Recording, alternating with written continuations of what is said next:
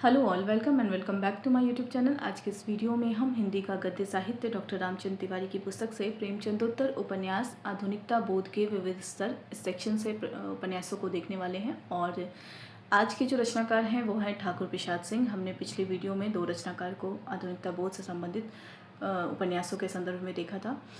आज अगर हम बात करें ठाकुर प्रसाद सिंह की, तो इनका जन्मकाल है वो है 1924 से 1993। इनका समय है 1924 से 1993। इनकी कुछ रचनाएं हैं जिसमें कुब्जा सुंदरी और सात घरों का गांव, ये दो प्रमुख रूप से आधुनिकता बोध को लेकर या उस पर केंद्रित ये उपन्यास लिखे गए हैं। कुब्जा सुंदरी की अगर हम प्रकाशन वर्ष की बात करें तो 1963 इसका प्रकाशन वर्ष है और इसको बाद को आदिम नाम से प्रकाशित किया गया। ठीक है, तो कुब्जा सुंदरी को आदिम नाम से भी प्रकाशित किया गया है, प्रकाशन वर्ष 1963 है। ठीक है, अगला है सात घरों का गांव, इसका प्रकाशन वर्ष 1985 है। संबंधित प्रश्न देख लेते हैं। सबसे पहला प्रश्न है ठाकुर प्रसाद सिंह से, कुब्जा सुंदरी 1963 जिसका प्रकाशन वर्ष है, उपन्यास बाद में किस नाम से प्रकाशित हुआ? सही उत्तर क्या हो जाएगा? आदिम। अभी हमने तथ्य में देखा। अगला प्रश्न है, उपन्यास कुब्जा सुंदरी की नायिका संज्ञा अपने पति को क्यों त्याग देती है? ऑप्शन है पति के गरीब होने के कारण, ऑप्शन बी है पति के नपुंसक होने के कारण, ऑप्शन सी है उच्च शिक्षा प्राप्त करने के लिए, ऑप्शन डी है पारिवारिक झगड़ों के कारण। सही उत्तर होगा बी, पति के नपुंसक होने के कारण कुब्जा सुंदरी की नायिका संज्ञा अपने पति को त्याग देती है। संबंधित तथ्य देख लेते हैं। कुब्जा सुंदरी में संज्ञा नामक युवती अपने नपुंसक पति को त्याग कर अपने एक ऐसे सहपाठी के साथ संबंध जोड़ लेती है जिसे वह पहले से प्रेम करती थी, किंतु तब उन दोनों ने ही उसे गंभीरता से नहीं लिया था। अगला प्रश्न है, सात घरों का गांव उपन्यास किस जिले के एक गांव की कहानी का चित्रण किया गया है? ऑप्शन है वाराणसी, इलाहाबाद, मिर्ज़ापुर, सोनभद्र। सही उत्तर होगा मिर्ज़ापुर। अगला प्रश्न है, सात घरों का गांव में किन दो पात्रों की प्रतिद्वंदिता और दुर्भिसंधि प्रमुखता से उभरकर सामने आती है? ऑप्शन है संज्ञा और मगरी, ऑप्शन बी है श्रीदेव सिंह और परमेश्वर मिश्र, ऑप्शन सी है मास्टर और मंगरी, ऑप्शन डी है परमेश्वर मिश्र और संज्ञा। सही उत्तर होगा श्रीदेव सिंह और परमेश्वर मिश्र, इन दोनों के प्रतिद्वंदिता और दुर्भिसंधि को प्रमुखता से दिखाया गया है। अगला प्रश्न है, उपन्यास के अंत में कथावाचक गांव छोड़कर कहाँ भटकता है? ऑप्शन है समृद्ध नगरों में, ऑप्शन बी विदेश में, ऑप्शन सी मिर्ज़ापुर के सूखाग्रस्त इलाकों में, ऑप्शन डी हिमालय की कंदराओं में। सही उत्तर है मिर्ज़ापुर के सूखाग्रस्त इलाकों में कथावाचक भटकता रहता है। अगला प्रश्न है, ये सात घरों का गांव, इसके संदर्भ में ही बात हो रही है अभी। ठीक है, अगला प्रश्न है, सात घरों का गांव के माध्यम से लेखक ने किन संस्थाओं की व्यर्थता को उजागर किया है? ऑप्शन ए केवल अदालतों की, ऑप्शन बी पंचायतों और स्कूलों की, ऑप्शन सी केवल अस्पतालों की, ऑप्शन डी सेना की। सही उत्तर होगा स्कूलों की, पंचायतों और स्कूलों की इसमें जो व्यर्थता है वो दिखाई गई है। अगला प्रश्न है, मेरी चिंता अकेले घर की नहीं है, मैं उन सब के लिए चिंतित हूँ जो खुले आसमान के नीचे नंगे सिर खड़े हैं। यह कथन कथावाचक किससे कहता है? ऑप्शन है संज्ञा से, ऑप्शन बी परमेश्वर मिश्र से, ऑप्शन सी मंगरी से, ऑप्शन डी श्रीदेव सिंह से। सही उत्तर होगा मंगरी से। अगला प्रश्न है, सात घरों का गांव का प्रकाशन वर्ष क्या है? सही उत्तर होगा 1985। संबंधित तथ्य देख लेते हैं। सात घरों का गांव में मिर्ज़ापुर जिले में स्थित सात घरों के वाघमारा गांव की कहानी कहने की चेष्टा की गई है। ठीक है, तो हमने मिर्ज़ापुर जिला लिखा था, हमारे ऑप्शन में वाघमारा गांव नहीं था। ठीक है, तो अगर गांव पूछा जाए तो पर्टिकुलरली कौन सा गांव होगा? वो वाघमारा गांव होगा। किंतु उपन्यास में गांव के स्थान पर श्रीदेव सिंह और परमेश्वर मिश्र की प्रतिद्वंदिता और दुर्भिसंधि उभरकर सामने आ गई है। उपन्यास के अंत में कथावाचक मास्टर गांव छोड़कर चला जाता है और मिर्ज़ापुर के सूखाग्रस्त इलाकों में भटकता हुआ ग्रामीणों की दुर्दशा, पंचायतों और स्कूलों की व्यर्थता तथा निरंतर बढ़ते हुए भ्रष्टाचार का यथार्थ चित्र अंकित करता है। लेखक यह निर्णय नहीं कर पाता है कि इन पिछड़े गांव के उद्धार का कोई मार्ग है भी या नहीं है। वह मंगरी से कहता है, मेरी चिंता अकेले घर की नहीं है, मैं उन सब के लिए चिंतित हूँ जो खुले आसमान के नीचे नंगे सिर खड़े हैं और मौसम की मार झेल रहे हैं। तो ठाकुर प्रसाद सिंह से संबंधित जो उपन्यास थे और उनकी जो विषय वस्तु थी वो हमने देख लिया। अगले रचनाकार हैं कृष्णचंद्र शर्मा भिक्खू। इनका समय है 1924 से 2003। इनके उपन्यास है आदमी का बच्चा, प्रकाशन वर्ष 1950, संक्रांति 1951, भंवरजाल 1954, नागफनी 1959, सोमदेवता की घाटी 1960, सोने का मृग 1960, महाश्रवण सुने और उनकी परंपराएं सुने 1963, और अस्तंगता अलग उपन्यास है, ठीक है, इसको नीचे करना था। 1965 इसका समय है। रेवती 1967 समय है। लाल ढंग 1968 समय है। मौत की सराय 1970 समय है। योगमाया 1972 है। एक और ये जाति 1976 है। रक्त यात्रा 1978 है। दुर्वा 1979 है। चंदन वन की आग 1988 है। तथापि 1995 है। कदाचित 1996 है। महाछंद 2003 है, ठीक है। तो ये कुछ उपन्यास हैं इनके, कृष्णचंद्र शर्मा के, जो आधुनिकता बोध से संबंधित हैं। और प्रश्न हम देख लेते हैं कृष्णचंद्र शर्मा भिक्खु से संबंधित। कृष्णचंद्र शर्मा भिक्खु मुख्य रूप से किन विषयों के अध्येता माने जाते हैं? ऑप्शन है विज्ञान और तकनीक, ऑप्शन बी है इतिहास, धर्म और दर्शन, ऑप्शन सी है राजनीति और अर्थशास्त्र, ऑप्शन डी है केवल आधुनिक विज्ञापनों के। सही उत्तर होगा इतिहास, धर्म और दर्शन के अध्येता माने जाते हैं कृष्णचंद्र शर्मा भिक्खु। संबंधित तथ्य देख लेते हैं। अपने पहले उपन्यास आदमी का बच्चा, अच्छा ठीक है, यहाँ दो तथ्य दे रखे हैं, ठीक है। कृष्णचंद्र शर्मा के दो उपन्यास हैं, एक आदमी का बच्चा और दूसरा है रेवती, ठीक है। इन दोनों उपन्यासों में क्या विषय वस्तु है उसको हम देख लेते हैं। तो इनका जो पहला उपन्यास आदमी का बच्चा है, उनमें उन्होंने यह दिखाया था कि विकास को अव्याहृत परंपरा में, एक मिनट में देख लेती हूँ,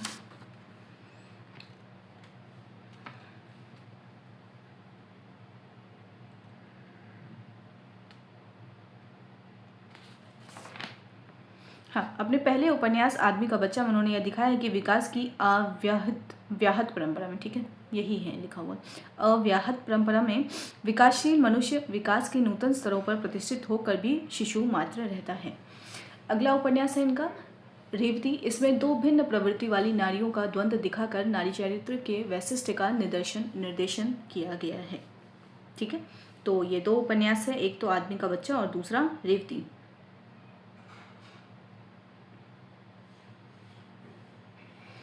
निदर्शन है, ठीक है, वही मुझे लगा यहाँ पे कुछ शब्द, निदर्शन, ठीक है, निर्देशन नहीं, एक और वहाँ पे गलत है, निदर्शन किया है, ठीक है। तो ये दो उपन्यास है और इन दोनों उपन्यासों की जो विषय वस्तु है वो भी आपके सामने रख दिया गया है। कृष्णचंद्र शर्मा के संबंध में अगर हम बात करें तो भिक्खु जी इतिहास, धर्म और दर्शन के अध्येता हैं। उनके अनुसार काल प्रवाह में मूल्यों और विचारों की संक्रांति बनी रहती है। एक विचारधारा के अप्रासंगिक होने के साथ दूसरी सामने आती है और दोनों की संक्रांति झेलने के लिए मनुष्य विवश होता है। भिक्खु जी निरंतर जीवन सत्य की शोध में प्रवृत्त रहे हैं, ठीक है। ये तथ्य भी शायद आएगा लेकिन मैंने अभी फिलहाल पढ़ दिया इसको।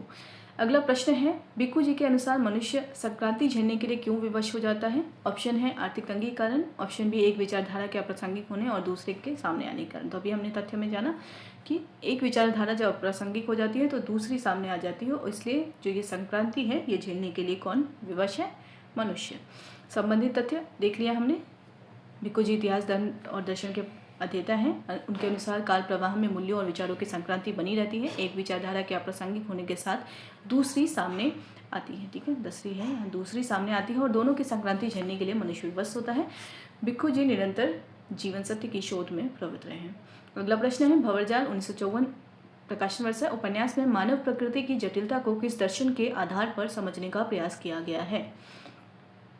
ऑप्शन है वेदांत दर्शन, जैन दर्शन, सांख्य दर्शन और बौद्ध दर्शन। सही उत्तर होगा सांख्य दर्शन के आधार पर समझने का प्रयास किया गया है। संबंधित तथ्य है भंवरजाल में आपने सांख्य दर्शन के आधार पर मानव प्रकृति की जटिलता को समझने का प्रयास किया है। अगला प्रश्न है मौत की सराय, जिसका प्रकाशन वर्ष 1970 है। उपन्यास में किस ऐतिहासिक घटना का चित्रण किया गया है? ऑप्शन है भारत का प्रथम स्वतंत्रता संग्राम, फ्रांस की 18वीं सदी की राज्य क्रांति, रूस की बोल्शेविक क्रांति और औद्योगिक क्रांति। सही उत्तर होगा फ्रांस की 18वीं सदी की राज्य क्रांति 1793 जिसका समय है। मौत की सराय में इस ऐतिहासिक घटना का जिक्र है, ठीक है। मौत की सराय में फ्रांस की 18वीं सदी की राज्य क्रांति 1793 का चित्रण किया गया है। अगला प्रश्न है योग माया उपन्यास का प्रमुख प्रतिपाद्य विषय क्या है? ऑप्शन है योग साधना का वैज्ञानिक महत्व, योग साधना का खोखलापन दिखाना, ग्रामीण जीवन का सुधार और विदेशी आक्रमण का वर्णन। सही उत्तर क्या होगा? योग साधना का खोखलापन दिखाना योग माया में चित्रित है। संबंधित तथ्य देख लेते हैं। योग माया में योग साधना का खोखलापन दिखाया गया है। सोने का मृग में, एक सेकेंड, हाँ,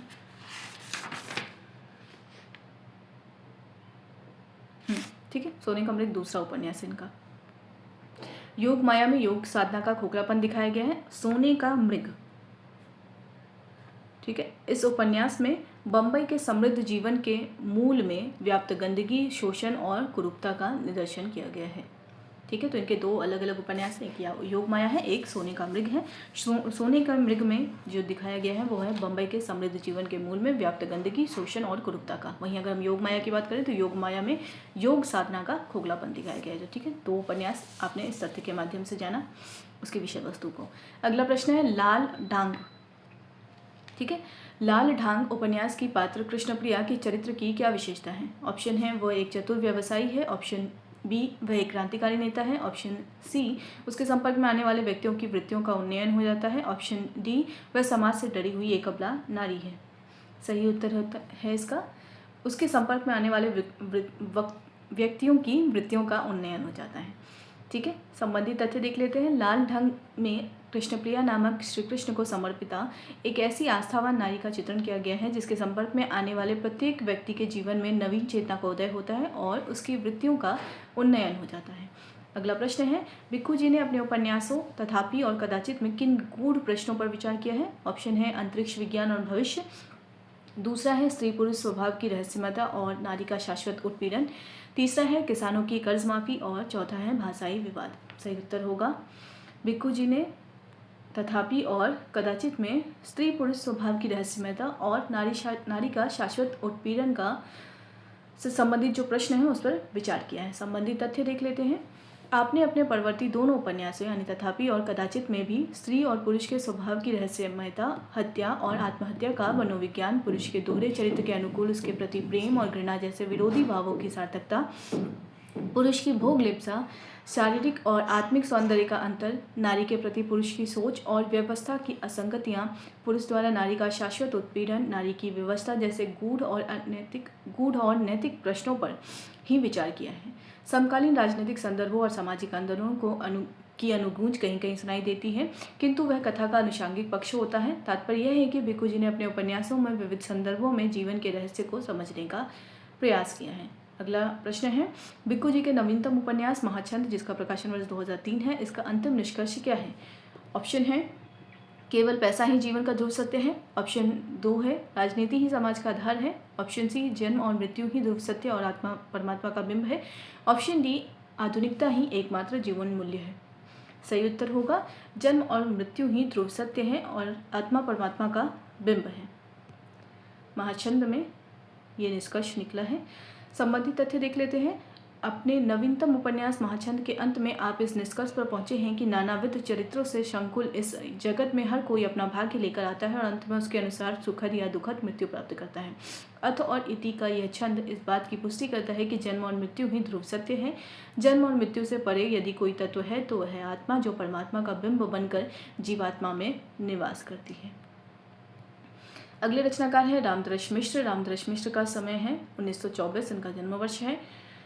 इनसे संबंधित प्रश्न है बीच का समय, उपन्यास है इनसे संबंधित। बीच का समय, प्रकाशन वर्ष 1970, सूखता हुआ तालाब 1972, रात का सफ़र 1976, अपने लोग 1976, आकाश की छत 1979, बिना दरवाजे का मकान 1996, परिवार 2006, बचपन भास्कर का 2013, एक बचपन यह भी 1984, दूसरा घर 1986, थकी हुई सुबह 1993, 20 बरस 2017, एक था कलाकार 2018।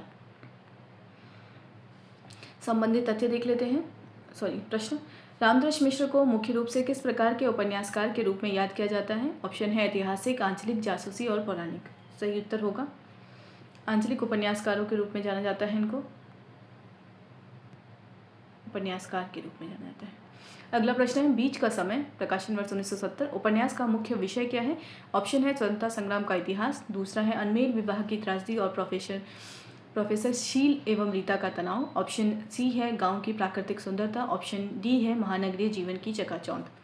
बीच का समय उपन्यास का मुख्य विषय है अनमेल विवाह की त्रासदी और प्रोफेसर शील एवं रीता का तनाव। संबंधित तथ्य देख लेते हैं।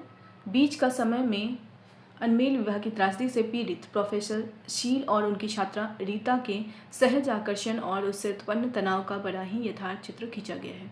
अगला प्रश्न है, सूखता हुआ तालाब उपन्यास में लेखक ने किसका चित्रण किया है? ऑप्शन है जल संरक्षण की समस्या, ऑप्शन बी है जड़ नैतिकता के बंधन में जकड़े हुए गांव के सूखते हुए जीवन रस का, ऑप्शन सी है मछली पालन के लाभ का, ऑप्शन डी है शहरी औद्योगिक विकास का।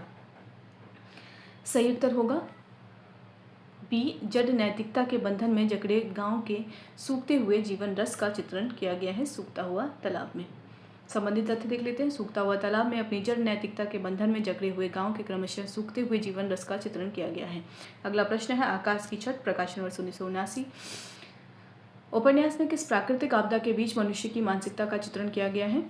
सही उत्तर होगा बाढ़ की विभीषिका। आकाश की छत में बाढ़ की विभीषिका से घिरे हुए मनुष्य की मानसिकता का यथार्थ चित्र खींचा गया है। अगला प्रश्न है, अपने लोग उपन्यास का कथा केंद्र कौन सा नगर है? ऑप्शन है वाराणसी, लखनऊ, गोरखपुर और कानपुर। सही उत्तर होगा अपने लोग में गोरखपुर को कथा के केंद्र में रखा गया है। संबंधित तथ्य देख लेते हैं। अपने लोग बड़ा उपन्यास है, इसमें कथा का केंद्र तो गोरखपुर नगर है, किंतु नगर की कथा के साथ गांव भी जुड़ा है। इसमें स्वतंत्रता प्राप्ति के बाद गांवों और नगरों में होने वाले सामाजिक, राजनीतिक और सांस्कृतिक बदलाव का यथार्थ चित्र अंकित है। लेखक ने अनुभव किया है कि पुराने गोरखपुर के भीतर से एक नया गोरखपुर जन्म ले रहा है।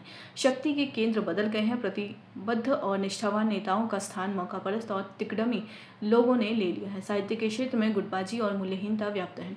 लोग विदेशी में प्रचलित कला मूल्यों की चर्चा में गर्व का अनुभव करते हैं। लेखक अपनी जमीन से कटते जा रहे हैं। यांत्रिक सभ्यता मनुष्य की अंतरात्मा को कुचल कर उसे अमानवीय बना रही है। गांव के पुराने रीति रिवाजों के साथ सहज आत्मीयता और भाईचारा भी समाप्त हो रहा है।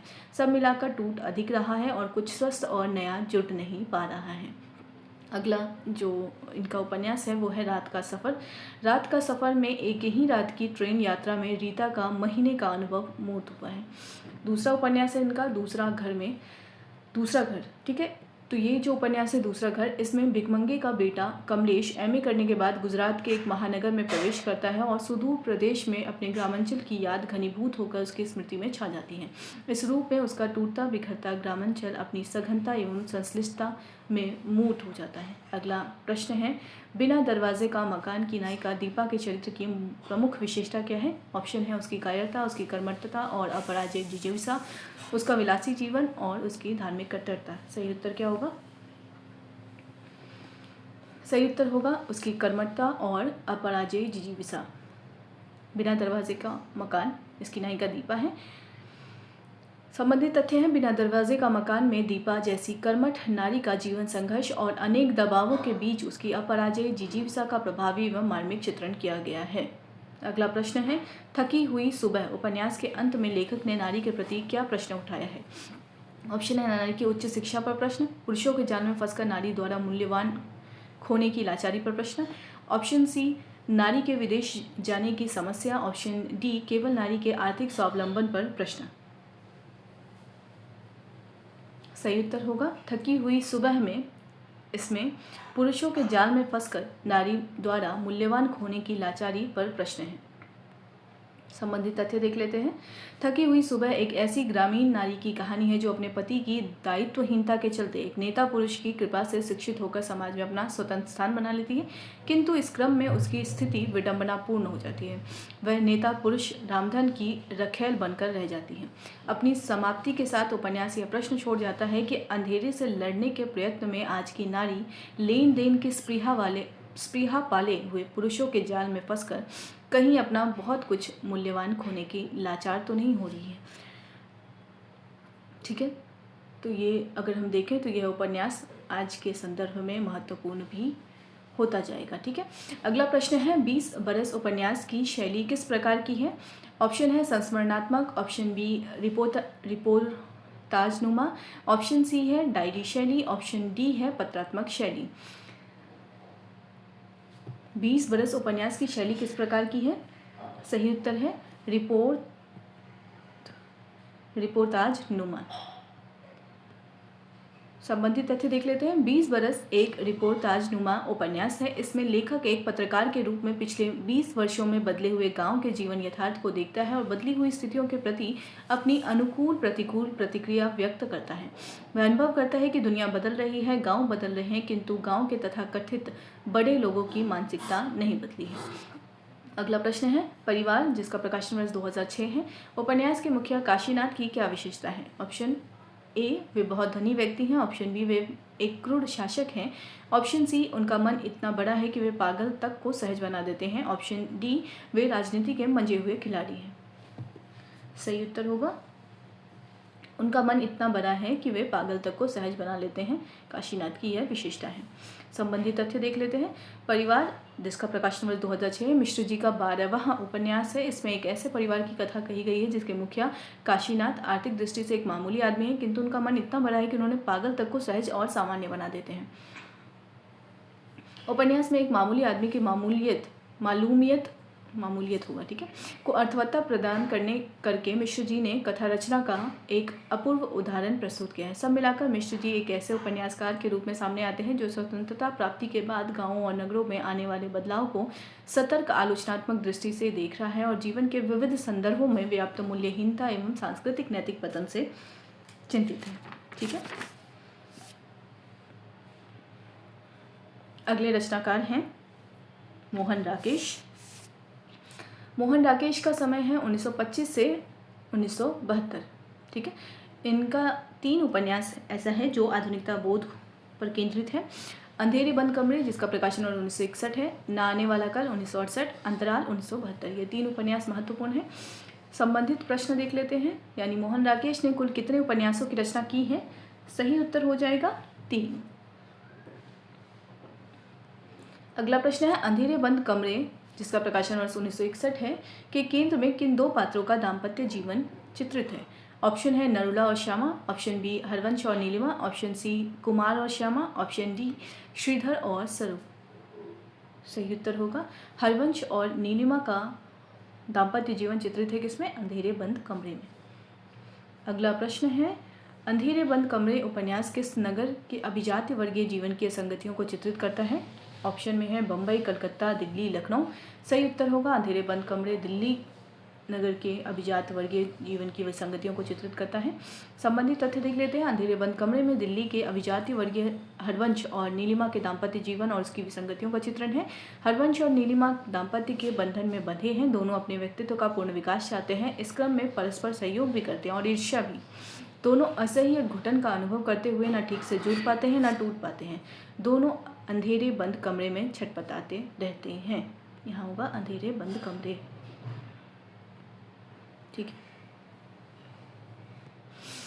अगला प्रश्न है, ना आने वाला कल 1968, जिसका समय है प्रकाशन वर्ष की कथा किस स्थान की पृष्ठभूमि पर आधारित है? ऑप्शन ए दिल्ली के एक कॉलेज का, ऑप्शन बी पहाड़ी प्रदेश का एक missionary school, option C Uttar Pradesh का एक गांव, ऑप्शन डी बम्बई का एक फ्लैट। ना आने वाले कल में किस स्थान की पृष्ठभूमि का चित्रण है? सही उत्तर होगा पहाड़ी प्रदेश का मिशनरी स्कूल इसमें चित्रित है ना आने वाला कल में। अगला प्रश्न है, ना आने वाला कल उपन्यास की मुख्य अंतर्वस्तु या विषय क्या है? ऑप्शन है भारत पाक युद्ध, ऑप्शन बी भविष्य की आशंका और संतरास, ऑप्शन सी नारी शिक्षा का प्रचार, ऑप्शन डी ग्रामीण अर्थव्यवस्था।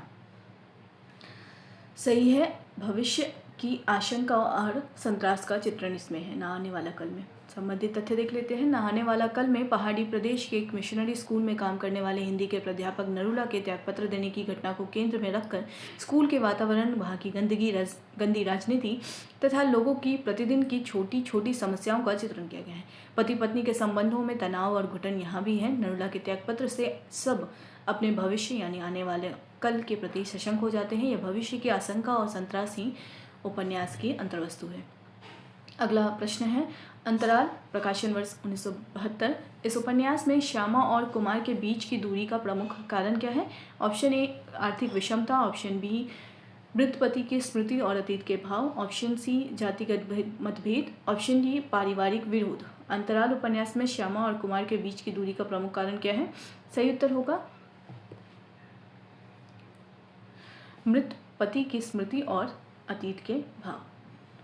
तथ्य देख लेते हैं। अंतराल में स्त्री पुरुष संबंधों की जटिलता को और सूक्ष्म स्तर पर पहचाना गया है। श्यामा विधवा है, इसकी एक बच्ची भी है। उसका परिचय कुमार से होता है। दोनों एक दूसरे के निकट आते हैं। श्यामा लौट जाती है। कुछ वर्षों बाद पुनः बंबई में मिलते हैं। इस बीच कुमार ने विवाह कर लिया है, किंतु वह पत्नी से संतुष्ट नहीं है। एक दिन श्यामा कुमार के फ्लैट पर आती है। दोनों अपने अंतर्मन की बात एक दूसरे पर प्रकट करते हैं, किंतु श्यामा के मन में मृत पति की स्मृति शेष है, जो उसे आगे बढ़ने से रोकती है। कुमार भी उस दुबली पतली पीली सी लड़की को भुला नहीं है, जिससे कभी वह ब्याह करना चाहता था। इसलिए दोनों चाह कर भी मिल नहीं पाते हैं और अंतराल बना रहता है। अगला प्रश्न है, मोहन राकेश के उपन्यासों में स्त्री पुरुष संबंधों का चित्रण किस प्रकार का है? ऑप्शन आदर्शवादी और मधुर, ऑप्शन बी जटिल तनावपूर्ण और विसंगतिपूर्ण, ऑप्शन सी केवल रोमांटिक, ऑप्शन डी पारंपरिक और धार्मिक। सही उत्तर होगा जटिल तनावपूर्ण और विसंगतिपूर्ण। संबंधित तथ्य देख लेते हैं। इस प्रकार मोहन राकेश ने अपने उपन्यासों में आधुनिक संदर्भ में पुरुष स्त्री के संबंधों, उसकी जटिलताओं, विसंगतियों, तनावों, द्वंद्वों एवं अंतर्विरोधों का बड़ा ही सजीव चित्रण किया है। नाने वाला कल में त्यागपत्र देने वाला प्राध्यापक का क्या नाम है? ऑप्शन है हरवंश, ऑप्शन बी कुमार, नरूला, शिवशंकर। सही उत्तर होगा नरूला। ठीक है, तो यहाँ तक था हमारा प्रेमचंद उत्तर उपन्यास की आधुनिकता बोध से संबंधित कुछ रचनाकार के प्रश्न। अगले रचनाकार हैं श्रीलाल शुक्ल। इनको हम अगले वीडियो में कवर करेंगे। फिलहाल इस वीडियो को यहीं पे एंड करते हैं। वीडियो को एंड तक देखने के लिए थैंक यू सो मच।